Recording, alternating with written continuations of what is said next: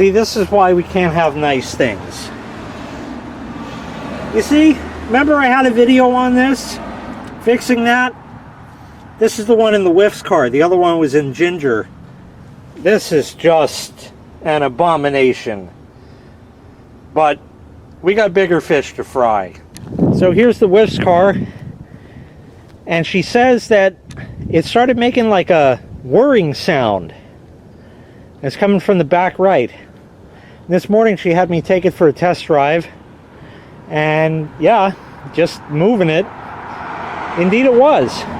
And I noticed something else. It was a little weird. It was kind of a vibraty sound. You see the back tire? Let's see if I could zoom in. I don't know if you can see with the way the sun is. But if you look at the leftmost tread, you notice how there's another groove in there?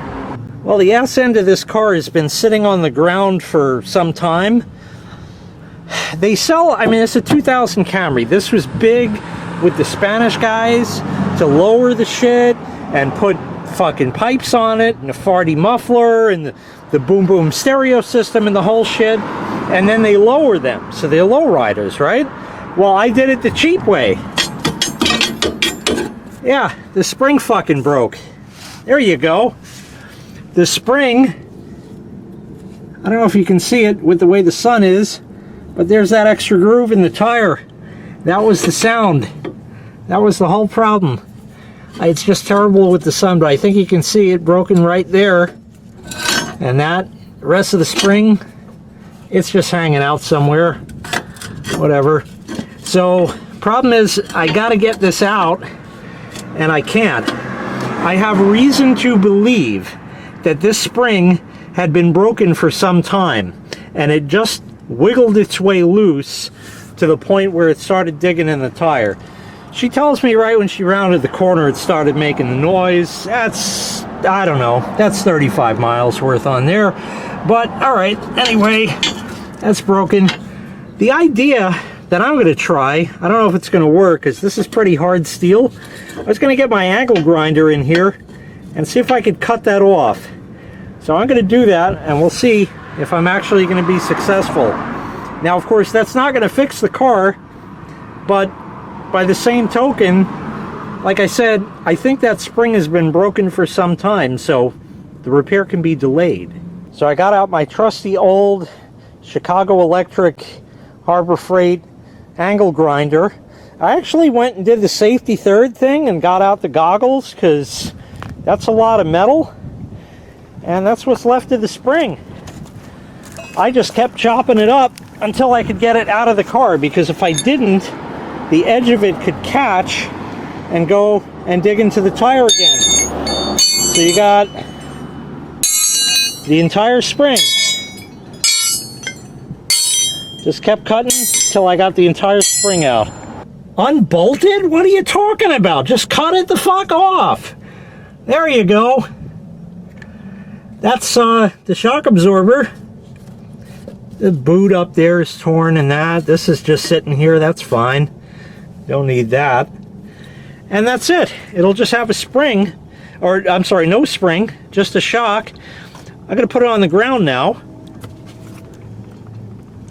It makes strange sounds.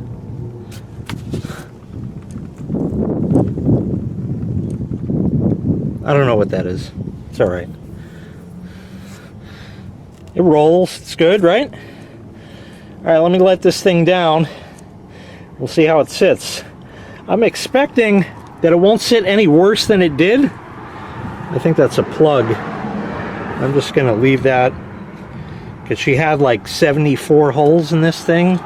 Like I said, can't give her anything because so I'm going to let this down. Quite honestly, that's not much worse than it was. I think it's, yeah, she's on the stop now. So the other spring was providing about maybe a ½ an inch of clearance, so there's nothing that can be done. As far as this side, it's got pre-tenderized for the farm. Looks like this has been rubbing also. I would not be surprised that this spring is broken too. Yeah, it's called New York in winter. It needs rear springs. There's no question on that. I don't know if it'll drive without the spring on that side, but I couldn't have left the spring as it was, because if I did, it could have turned and dug into the tire again, and we would have done the same thing. So basically I was fucked to start with, and now it might drive like that for a little bit, or I might be fucked thoroughly. I don't know. We got to go take it for a spin.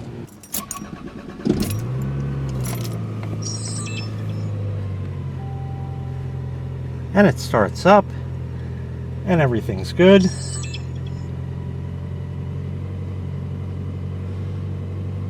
Just let it run for a moment. I got some cars.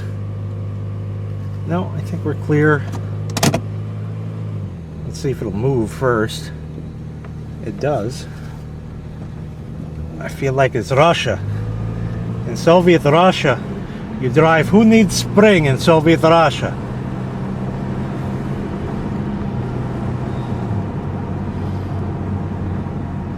You know, a guy could probably get to town with one of these rigs. I think so. It's actually working. It's just harsh, is all it is, because it's on the fucking bottom there. You can feel it's, yeah, I mean, it'll go, but woof.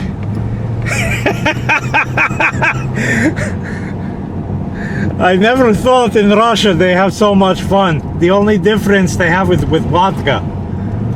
Driving with no spring in the back. This is awesome. Never thought to see the day. Now, why did the spring break, people? Well, obviously, you know, it wanted out. It thought it was spring break, and that's why it broke. All right. Now, the reason it broke is, just like you saw how tenderized the car is for the farm, it's called New York and winters. And also the whiff says, oh look, pothole, let me hit that. When I used to go to Tiny Middle, I would memorize the roads.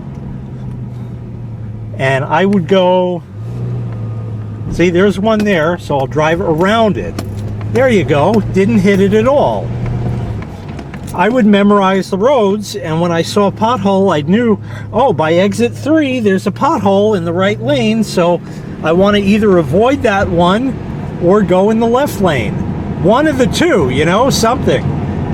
Anyway, she doesn't do that kind. And after 180,000 miles and 22 years, it's like bending a paperclip one too many times. The car is actually driving fine if you don't mind the harshness of the ride.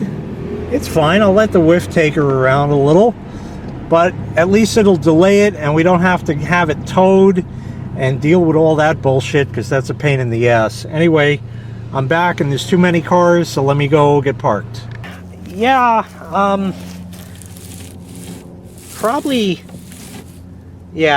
probably might need to get it fixed eventually.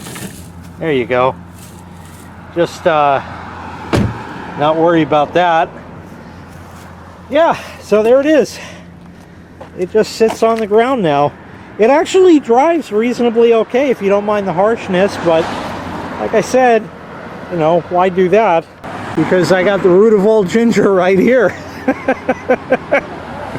So that'll take care of the problem in the interim. And that's it. So anyway, she got to throw out a whole bunch of shit from her trunk. I found a destroyed snow brush. And now I got to try to get them bristles back so she could fuck it up again. That's great. Yeah, I don't know. It's funny, the other snow brush, which I have here, let me grab it.